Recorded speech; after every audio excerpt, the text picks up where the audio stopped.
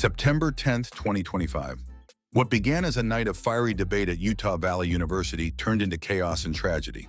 Just moments into his speech, conservative activist Charlie Kirk was struck by a sniper's bullet. The crowd erupted in panic, security scrambled, and within minutes the news spread across the nation. America had just witnessed the assassination of one of its most polarizing political voices. Charlie Kirk was born on October 14, 1993, in Arlington Heights, Illinois, a middle-class suburb just northwest of Chicago. He grew up in what many might consider a typical American household, stable, religious, and politically aware. From an early age, Kirk was drawn to questions of patriotism, faith, and ideology. His parents encouraged him to think critically about the role of government and the values that shaped the nation. Like many in his generation, Charlie was shaped by the events of 9/11. He was just 8 years old when the towers fell, but the political ripple effects defined his adolescence.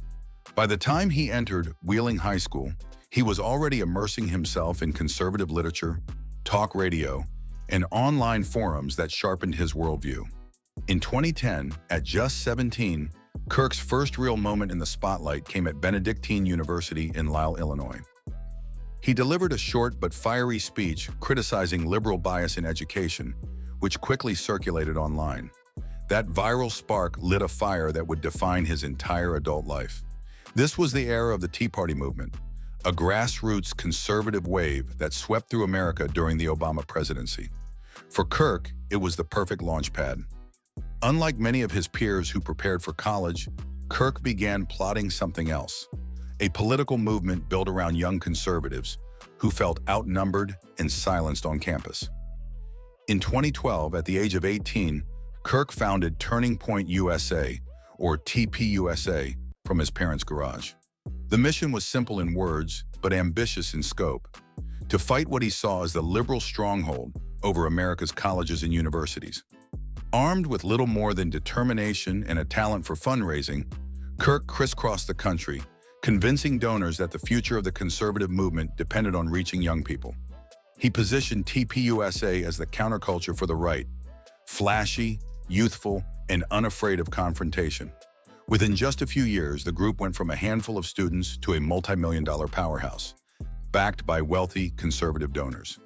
tpusa planted chapters at universities nationwide, held flashy conferences, and offered a platform for emerging right-wing voices. Kirk himself became the face of the movement, sharp-tongued, media-savvy, and deliberately provocative. To critics, he was manufacturing outrage and astroturf activism. To supporters, he was giving young conservatives the courage to speak out. Act 2, Media Rise and Controversies.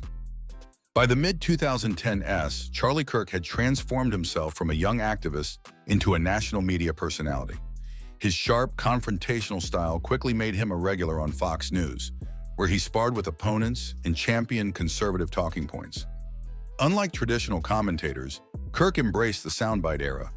He knew how to craft a viral clip, the kind of 20-second zinger designed to ricochet across Twitter, Facebook, and YouTube. In 2019, Kirk launched The Charlie Kirk Show, a podcast that soon ranked among the top conservative programs in the country. He pushed the brand further by mixing politics with pop culture, making himself approachable to young audiences who might otherwise tune out traditional punditry. But Kirk wasn't just talking to conservatives. He was also provoking his critics. His confrontational campus tours, marketed as culture war events, often drew protests, heated debates, and headlines. The formula was simple but effective. Go where opposition was strongest, say something controversial, and let the cameras roll. The clashes amplified his reach far beyond the student body. Kirk's rise coincided perfectly with Donald Trump's presidency. He became one of Trump's most vocal young supporters, frequently defending the administration and pushing its policies on immigration, trade, and cultural issues. Kirk was invited to the White House multiple times and spoke at high-profile conservative gatherings. His alignment with Trump turned him into a political force, capable of energizing younger voters in ways few other conservatives could. To his supporters, this was proof of his influence. To his critics, it was further evidence that Kirk thrived on division. Either way, his status as a rising star in American conservatism was undeniable. With visibility came controversy. Kirk and Turning Point USA were repeatedly accused of spreading misinformation, particularly during the COVID-19 pandemic. He questioned public health mandates, criticized vaccine campaigns, and frequently attacked the media, gaining attention but also fueling backlash. His political opponents painted him as reckless, opportunistic, and dangerous. Yet for every critic, Kirk seemed to gain a new follower. The louder the outrage, the larger his platform became. Kirk leaned into the culture wars. He tackled hot-button topics: abortion, free speech, gender identity, immigration, election integrity. His campus appearances often ended with students storming out, counter-protests outside the venue, and headlines the next day. That was the point. To Kirk, this was evidence that free speech was under attack, and he positioned himself as its defender. Yet these moments were not without personal risk. Security at his events had to increase year after year as threats against him mounted. To Kirk's critics, he was a provocateur courting chaos. To his supporters, he was a fearless warrior standing firm against overwhelming cultural tides. Act 3, the tour and assassination. In 2025, Charlie Kirk launched what he called the American Comeback Tour. After years of cultural battles, he wanted to take his message directly back to college campuses, confronting critics face to face. The format was simple: a stage, a microphone, and a banner that read, "Prove me wrong." It was part debate, part spectacle, and it drew both loyal followers and fierce opposition. On September 10th, the tour stopped at Utah Valley University in Orem, Utah. Hundreds filled the auditorium: students, activists, media, and community members, some eager to hear him, others ready to challenge him. Kirk took the stage shortly after 7 p.m. Dressed in his familiar dark blazer, he began by attacking what he saw as the failures of higher education. He joked, he provoked, he dared students to argue back. For the first 20 minutes, it was a typical Kirk event: tense, confrontational, but controlled. Then at 7:42 p.m., everything changed. From a rooftop of the nearby Losey Center, a single shot rang out. The bullet struck Kirk in the neck as he stood at the podium. For a split second, silence. Then, chaos. The crowd erupted in panic. Students ducked behind chairs, others sprinted for the exits. Security agents rushed the stage, dragging Kirk to the floor and pressing cloth to his wound. Witnesses later described the moment as surreal. 1 second a debate, the next a battlefield. Campus police locked down the area. Officers with rifles moved into position, scanning rooftops. Paramedics rushed Kirk out on a stretcher, sirens blaring as he was transported to a nearby hospital. Inside the auditorium, shoes, notebooks, and signs were left scattered on the floor, haunting reminders of the panic that had just unfolded. Within 30 minutes, news alerts lit up phones across the country. Charlie Kirk shot during Utah speech. Law enforcement quickly identified the sniper's perch: a rooftop of the Losey Center building across from the auditorium. A casing was recovered, but the shooter was gone. That night, 2 people were detained nearby, but by morning, both were released. The FBI later released images of a person of interest, a man in a baseball cap and sunglasses, and appealed to the public for tips.